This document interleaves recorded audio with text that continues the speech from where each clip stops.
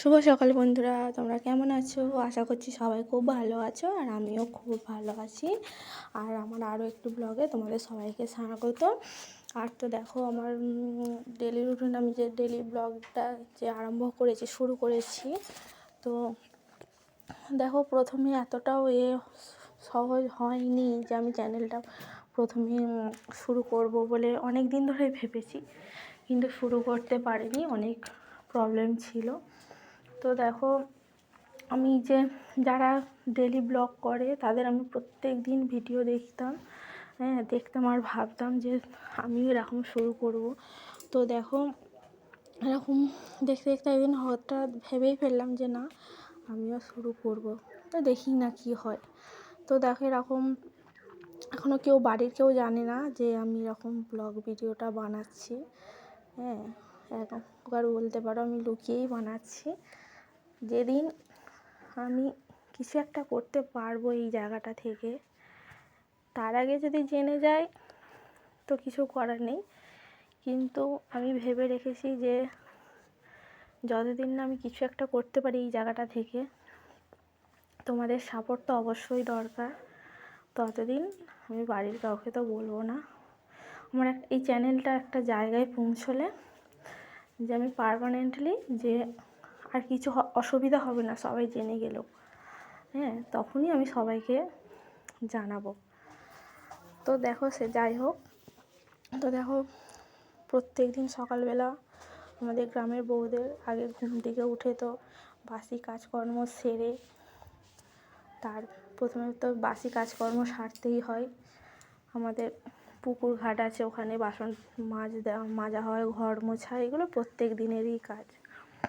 তো দেখো ওইগুলো আমি দেখাতে পারি না, কেননা আমি যেহেতু ফোনটা এখনও হাত দিয়েই শ্যুট করি, মানে এইটা যে আমি ভিডিওটা করেছি সেইটা আমার ওখানে একটা টেবিল আছে মেশিনের, সেখানে রেখে আমি ফোনটা ভিডিওটা করছি। আমার এখনও স্ট্যান্ডারে কিছু কেনা হয়নি, ঠিক আছে। দেখি এরকম করে কতদিন চালাতে পারি। দেখো অনেকক্ষণই উঠেছি, মেয়ের যেহেতু পরীক্ষা, বৃত্তি পরীক্ষা, তাই শেষ স্কুলে চলে গেছে, তাকে রেডি করিয়ে দিয়েছি। অনেক কাজ ছাড়াও হয়ে গেছে বাসি কাজকর্ম। এখন বিছানাটা গোছাচ্ছি, ভালো করে বিছানাটা গুছিয়ে নিয়ে ওই জানলাগুলো খুলে তারপরে অন্য কাজ। আগে বিছানাটা ঝেড়ে নিলাম, এদিকে সমস্ত কাজকর্ম হয়ে গেছে, বিছানাটা এদিকে ঝেড়ে নিচ্ছি পরিষ্কার টান করে। ঘরের মধ্যে এই একটা জায়গা যে বিছানাটা সবসময় পরিষ্কার পরিচ্ছন্ন থাকলে কি ঘরে যে কেউ ঢুকুক বিছানাটার দিকে তাকালে যেন যে বলে যে না, পরিষ্কার পরিচ্ছন্ন করে রেখেছে। আমার যেহেতু দুটো ছোটো ছোটো মেয়ে আছে, ওরা তো একটু অগোছালো করেই, তাই সবসময়ই চেষ্টা করি যে গুছিয়ে রাখার। হয়তো এক সময় ভালো লাগে না, শরীরটাও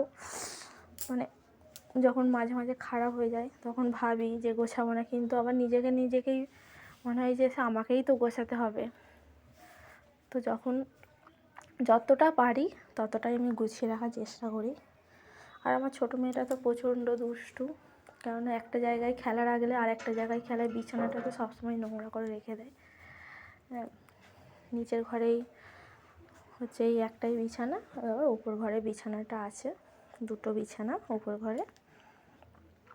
তো দেখো তোমাদের সঙ্গে তো অনেকক্ষণই কথা বললাম, কথা বলতে বলতে দেখো আমার বিছানাটাও গোছ করা হয়ে গেছে।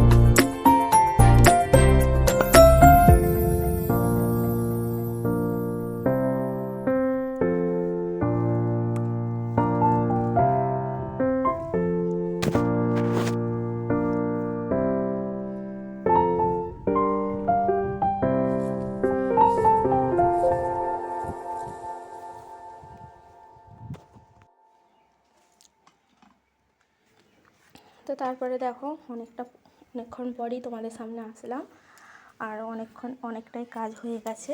তো এখন তো দেখো এই যে রান্নাবান্না শেয়ার করছি। এটা হচ্ছে লাউ পাতা বাটা রান্না করেছি, আর এটা হচ্ছে মাছের একটা ঝোল পটল ঝিঙে দিয়ে আলু দিইনি।